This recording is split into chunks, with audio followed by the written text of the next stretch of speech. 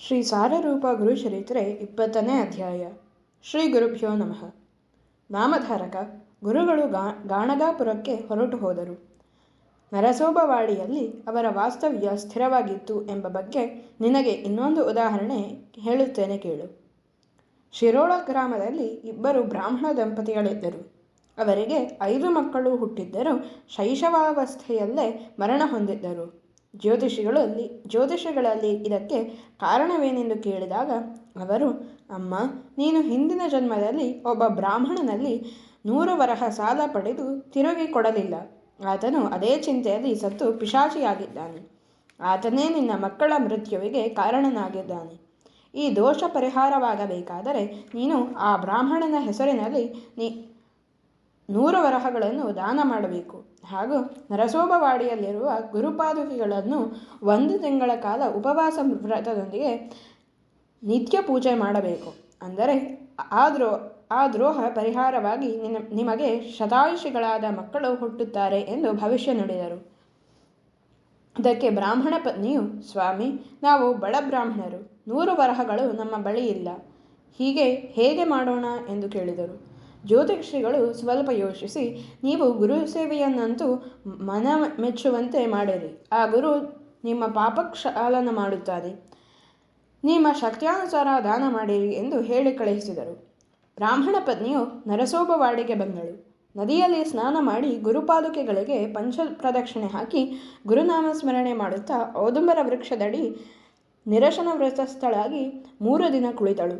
ಒಂದು ರಾತ್ರಿ ಅವಳಿಗೆ ಸ್ವಪ್ನದಲ್ಲಿ ಒಬ್ಬ ಕರಾಳ ರೂಪದ ಬ್ರಾಹ್ಮಣನು ಕಾಣಿಸಿಕೊಂಡು, ನನ್ನ 100 ವರಹಗಳನ್ನು ಕೊಡದಿದ್ದರೆ ನಿನ್ನನ್ನು ಕೊಂದು ಬಿಡುತ್ತೇನೆ ಎನ್ನುತ್ತಾ ಹೊಡೆಯ ಬಂದನು. ಬ್ರಾಹ್ಮಣ ಪತ್ನಿಯು, ಗುರುವೇ ರಕ್ಷಿಸು ಎಂದು ಕೂಗಿಕೊಂಡಳು. ಗುರುಗಳು ತಕ್ಷಣ ಧಾವಿಸಿ ಬಂದು, ಎಲ್ಲೋ, ಅವಳನ್ನೇಕೆ ದಂಡಿಸುವಿ ಎಂದು ಗರ್ಜಿಸಿದರು. ಆ ಪಿಶಾಚಿ ಬ್ರಾಹ್ಮಣನು ಗುರುಗಳಿಗೆ ಕೈ ಮುಗಿದು, ಸ್ವಾಮಿ, ಈ ದುಷ್ಟೆಯು ನನ್ನ 100 ವರಹಗಳನ್ನು ಮುಳುಗಿಸಿದ್ದಾಳೆ. ಅದೇ ಕಾರಣದಿಂದಲೇ ನಾನು ಅಪಮೃತ್ಯು ಹೊಂದಿ ಪಿಶಾಚಿಯಾಗಿರುವೆ. ನನಗಾದ ಅನ್ಯಾಯದ ಸೇಡು ತೀರಿಸಿಕೊಂಡರೆ ತಪ್ಪೇನು ಎಂದು ಪ್ರಶ್ನೆ ಮಾಡಿದರು. ಗುರುಗಳು ಆ ಪಿಶಾಚಿಯೇ, ಎಲ್ಲವೋ, ಮೊದಲು ನೀನು ಈ ಪಿಶಾಚಿ ಜನ್ಮದಿಂದ ಪಾರಾಗುವ ಯತ್ನ ಮಾಡು. ಬರೀ ಸೇಡು ತೀರಿಸಿಕೊಂಡ ಮಾತ್ರಕ್ಕೆ ನಿನ್ನ ಉದ್ಧಾರವಾದಂತಾಯಿತೆ. ನನ್ನ ಮಾತು ಕೇಳು. ಈ ಬ್ರಾಹ್ಮಣ ಪತ್ನಿಯು ತನ್ನಲ್ಲಿದ್ದಷ್ಟು ದ್ರವ್ಯವನ್ನು ಖರ್ಚು ಮಾಡಿ ನಿನ್ನ ಉತ್ತರ ಕ್ರಿಯಾದಿಗಳನ್ನು ಮಾಡಿಸುತ್ತಾಳೆ.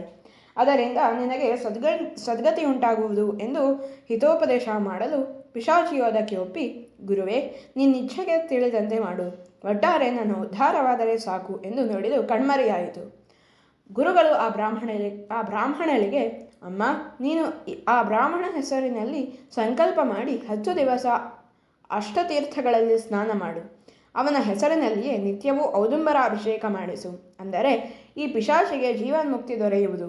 ನಿನಗುಂಟಾದ ಬ್ರಹ್ಮಹತ್ಯಾ ದೋಷ ದೂರವಾಗಿ ನಿನಗೆ ಶತಾಯುಷಿಗಳಾದ 2 ಮಕ್ಕಳು ಹುಟ್ಟುವರು ಎಂದು ಆಶೀರ್ವದಿಸಿ 2 ಹಣ್ಣುಗಳನ್ನು ಕೊಟ್ಟರು. ಬ್ರಾಹ್ಮಣ ಪತ್ನಿಗೆ ತಟ್ಟನೆ ಎಚ್ಚರವಾಯಿತು.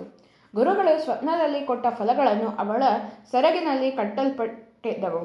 ಆ ದೃಷ್ಟಾಂತದಿಂದ ಬ್ರಾಹ್ಮಣೆಯು ಬಹಳ ಸಂತುಷ್ಟಳಾದಳು. ಗುರುಗಳು ಸೂಚಿಸಿದಂತೆ ಆ ಬ್ರಾಹ್ಮಣನ ಹೆಸರಿನಿಂದ ಔದುಂಬರಾಭಿಷೇಕವನ್ನು ಪತಿಯೊಂದಿಗೆ ಕೂಡಿಕೊಂಡು ಸಂಭ್ರಮದಿಂದ ಮಾಡಿದಳು. ತನ್ನ ಯೋಗ್ಯತೆಗೆ ತಕ್ಕಂತೆ ಬ್ರಾಹ್ಮಣರಿಗೆ ದಾನ ಧರ್ಮಾದಿಗಳನ್ನು ಮಾಡಿ ಧನ್ಯಳಾದಳು. ಗುರುವಾಣಿಯಂತೆ ಮುಂದೆ ಅವಳಿಗೆ 2 ಗಂಡು ಮಕ್ಕಳು ಜನಿಸಿದರು. ಹಿರಿಯ ಮಗನ ಮುಂಜಿವೆ ಹಾಗೂ ಚಿಕ್ಕ ಮಗನ ಚೌಲಕರ್ಮಕ್ಕೆ ಎಲ್ಲವನ್ನೂ ಸಿದ್ಧತೆ ಮಾಡಿಕೊಂಡರು. ಆದರೆ ಆ ದಿನ ರಾತ್ರಿಯ ವೇಳೆಯಲ್ಲಿ ಚಿಕ್ಕ ಹುಡುಗನ ಧನುರ್ವಾಯು ಬೇನಿಗೆ ತುತ್ತಾಗಿ ಸತ್ತು ಹೋದನು. ಅದರಿಂದಾಗಿ ಬ್ರಾಹ್ಮಣ ಪತ್ನಿಯು ಶೋಕಸಾಗರದಲ್ಲಿ ಮುಳುಗಿದಳು. ಅಯ್ಯೋ ಕಂದ, ನೀನು ಗುರುಪ್ರಸಾದದಿಂದ ಹುಟ್ಟಿದವನು. ನಿನಗೆ 100 ವರ್ಷಗಳ ಆಯಸ್ಸಿದೆ ಎಂದು ಗುರುಗಳು ನನಗೆ ಭಾಷೆ ಕೊಟ್ಟಿದ್ದರು. ಹೀಗಿದ್ದು ನೀನೇಕೆ ನಮ್ಮನ್ನಗಲಿ ಹೊರಟು ಹೋದೆ ಎಂದು ಹಾಡಿಕೊಂಡು ಅಳತೊಡಗಿದಳು.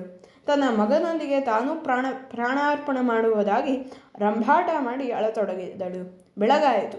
ಕೂಡಿದ ಜನರು ಅಂತ್ಯಕ್ರಿಯೆಗಾಗಿ ಮಗುವಿನ ಶವ ಕೇಳಿದರು. ಅದನ್ನು ಕೊಡಲಾರದಾದಳು. ಅನೇಕರು ಅನೇಕ ರೀತಿಯಿಂದ ತಿಳಿಸಿ ಹೇಳಿದರು. ಮರಣವು ಯಾರಿಗೂ ಬಿಟ್ಟಿದ್ದಲ್ಲವೆಂದು ವೇದಾಂತ ಹೇಳಿದರು. ಆದರೆ ಬ್ರಾಹ್ಮಣ ಪತ್ನಿ ಶವವನ್ನು ಕೊಡಲೊಪ್ಪಲಿಲ್ಲ.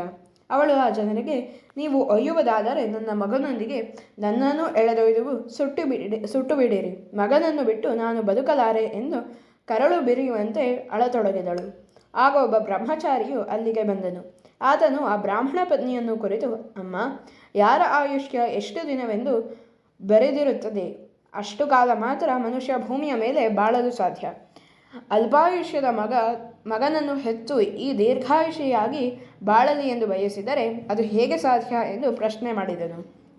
ಅದಕ್ಕೆ ಆ ಬ್ರಾಹ್ಮಣೆಯು ಅಳುತ್ತಾ, ಇಲ್ಲಪ್ಪ, ನನ್ನ ಮಗ ಶತಾಯುಷಿ ಎಂದು ಗುರುಗಳು ನನಗೆ ಮೊದಲೇ ತಿಳಿಸಿದ್ದಾರೆ. ನಾನು ಇವನನ್ನು ನಿಮ್ಮ ವಶಕ್ಕೆ ಕೊಡಲಾರೆ ಎಂದು ಮೊಂಡುತನದಿಂದ ಹೇಳಿದಳು.